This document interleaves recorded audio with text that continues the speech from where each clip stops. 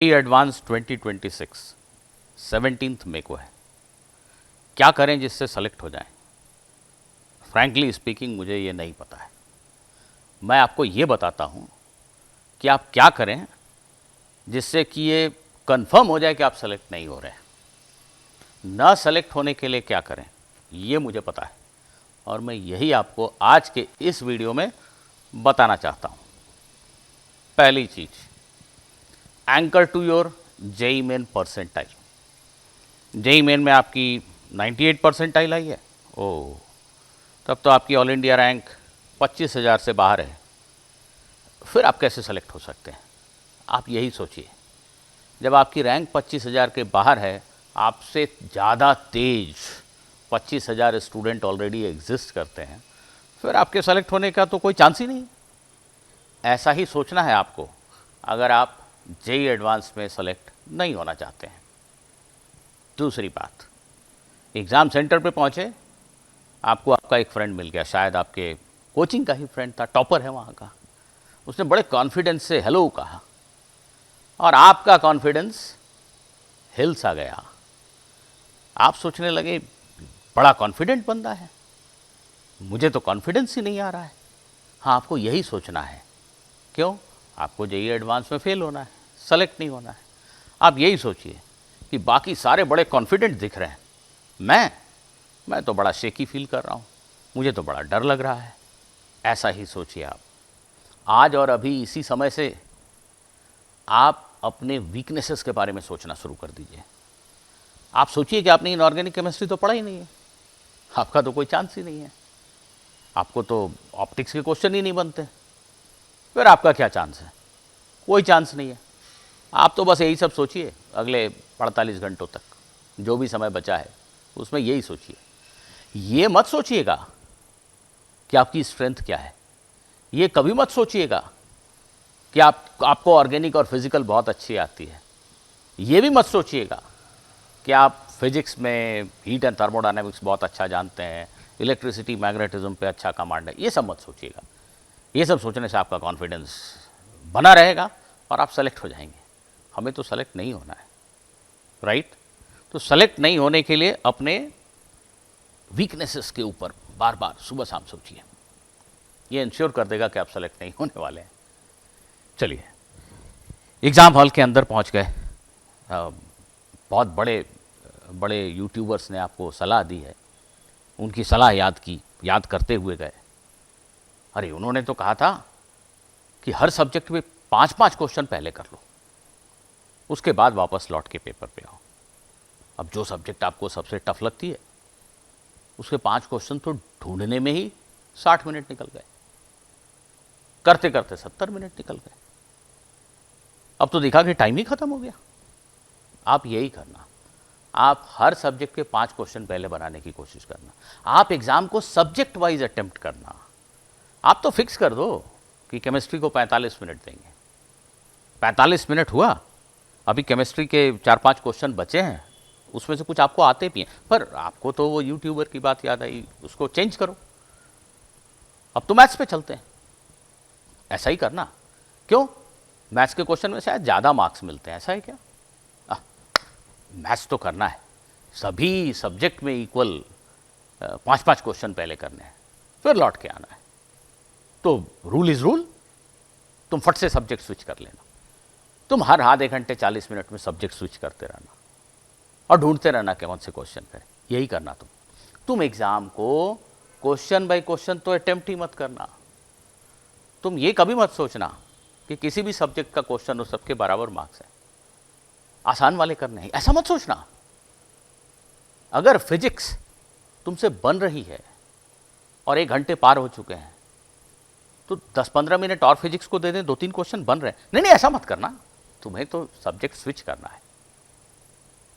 क्या दूसरे वाले सब्जेक्ट में क्वेश्चन में ज़्यादा मार्क्स हैं? नहीं, ये सोचना नहीं है आपको, लॉजिकली नहीं सोचना है। वहाँ बैठ के तो रूल इज़ रूल, वही फॉलो करना है। तो आप क्वेश्चन वाइज एग्ज़ाम को अटेम्प्ट मत करो, 1 क्वेश्चन एट ए टाइम, ऐसा मत सोचो। आप तो सब्जेक्ट वाइज। हाँ, ये भी तो आपको बताया गया है कि more than one correct type वाले क्वेश्चन तो बड़े मुश्किल होते हैं, सिंगल करेक्ट वाले आसान होते हैं, उनको पहले करो। हाँ, पहला सिंगल करेक्ट क्वेश्चन तो बहुत कठिन लग रहा है, दूसरा वाला भी मुझसे नहीं हो रहा है, तीसरा वाला भी नहीं, कोई बात नहीं, मैं तो ये रूल बना के आया हूं कि सिंगल करेक्ट वाले ही पहले अटेम्प्ट करने हैं, मैं तो यही करूंगा। मैं तो ये पहला क्यों नहीं बना, फिर से सोचता हूं जाके, मैं ये सोचूंगा ही नहीं कि सिंगल करेक्ट कठिन हो सकता है। हो सकता है कि मैच दी कॉलम बहुत आसान है, हो सकता है कि पैसेज बेस्ड क्वेश्चन बहुत आसान है, मैं ये नहीं सोचूंगा। मैं तो फिक्स करके आया हूं कि सिंगल करेक्ट ही आसान होता है, मैं तो यही करूंगा। ऐसा ही करना अगर सेलेक्ट नहीं होना है। सेलेक्ट होना है तो नहीं, मैं तो ये आपको बताने वाला नहीं। सेलेक्ट होना है तो क्या करना, ये तो मैं आपको बताने वाला नहीं हूं। हाँ, एक क्वेश्चन फिजिक्स का दिख रहा है, क्या क्वेश्चन है, क्या क्वेश्चन बना है, ब्यूटीफुल। और ये रोटेशन का क्वेश्चन है, ये तो मैंने अच्छे से पढ़ा है, SBT advance problem in physics सारे क्वेश्चन बनाए, चलो इसको करते हैं। अरे नहीं हो रहा है, लेकिन ये बड़ा क्वेश्चन अच्छा है, नहीं इसको तो कर लेते हैं, फ्रेंड्स को बताने में बड़ा मजा आया, किसी से नहीं बना होगा ये तो मैं कर ही सकता हूँ। अरे मुझे तो टॉप रैंक लानी है, मुझे तो अंडर 100 आना है, ये क्वेश्चन मैं कैसे छोड़ सकता हूँ। रोटेशन का क्वेश्चन मुझे आता है, मुझे तो ये करना ही है। हाँ, थोड़ा और करते हैं, हो जाएगा। अरे यार ये तो नहीं हो रहा है, 20 मिनट निकल गए, छोड़ूं कि ना छोड़ूं। नहीं, तुम तो इमोशनली अटैच हो जाना किसी क्वेश्चन से, तुम तो इमोशनली अटैच हो जाना किसी सब्जेक्ट से, क्वेश्चन को देख के, उसकी ब्यूटी को देख के तुम थ्रिल्ड हो जाना, और ये सोचना कि इसको करने के बाद तो दोस्तों के बीच में गजब की धाक बनेगी। अरे ये कैसे एग्जाम दिया मैंने कि मैथ्स के सिर्फ 4 ही क्वेश्चन बनाए, लोग क्या कहेंगे। नहीं, मैथ्स बहुत टफ आता है, ऐसा सुना है, मैथ्स को सबसे ज़्यादा टाइम देना है। अच्छा, टफ आता है इसलिए ज़्यादा टाइम देना है, ये लॉजिकल लगता है ना। अरे वो मेरे लिए टफ है, सभी क्वेश्चन में इक्वल मार्क्स हैं, तो क्यों ना उसको कम टाइम दें, 3 ही 4 क्वेश्चन बना के बाकी टाइम दूसरे सब्जेक्ट को। नहीं, ऐसा नहीं सोचना तुम्हें, तुम सेलेक्ट हो जाओगे। तुम्हें तो सोचना है ये टफ है तो इसको 90 मिनट्स देना है, 90 मिनट्स दे के 15 मार्क्स अर्न किए, यही करना है तुम्हें। ये गारंटी दे देगा कि तुम सेलेक्ट नहीं होने वाले हो। अच्छा, पेपर 1 हो गया, पेपर 1 थोड़ा सा बिगड़ गया, अब तो मेरा कोई चांस ही नहीं है, अब मैं कैसे सेलेक्ट हो सकता हूँ। पेपर 1 तो आसान आता है हर साल, पेपर 2 ही कठिन आता है। जब पेपर 1 में ही मैंने इतना कम किया तो पेपर 2 में तो मेरा कोई चांस ही नहीं है। अरे यार, देने भी जाऊं कि नहीं पेपर 2, तुम ये सब सोचना, वो जो ब्रेक है ना उसमें तुम यही सब सोचना, ठीक, क्योंकि तुम्हें सेलेक्ट नहीं होना है। और 2-4 तुम्हारे दोस्त जो अदरवाइज तुमसे पीछे ही चलते थे, वो पेपर 1 के बाद बोलेंगे अरे ये तो मैंने कर दिया, इसका आंसर तो पक्का सी है। अब तुम मन में सोच रहे हो मैंने तो डी मार्क किया है, ये सी एकदम कॉन्फिडेंस में बोल रहा है, उसका पड़ोसी है बोला हाँ सी है, एकदम सी है। अब तो तुम सोचे यार मैंने तो डी मार्क किया है, लगता है कि मेरा पेपर 1 बहुत ही खराब हो गया है। हाँ, ऐसा ही सोचना तुम। वो फ्रेंड आखिर तुम्हारे फ्रेंड हैं, तुमसे अच्छे ना सही तुम्हारे जैसे तो हैं ही, उन्होंने जो कहा तो ठीक ही कहा होगा, और 2 लोग कह रहे हैं, ये जरूर सुनना तुम।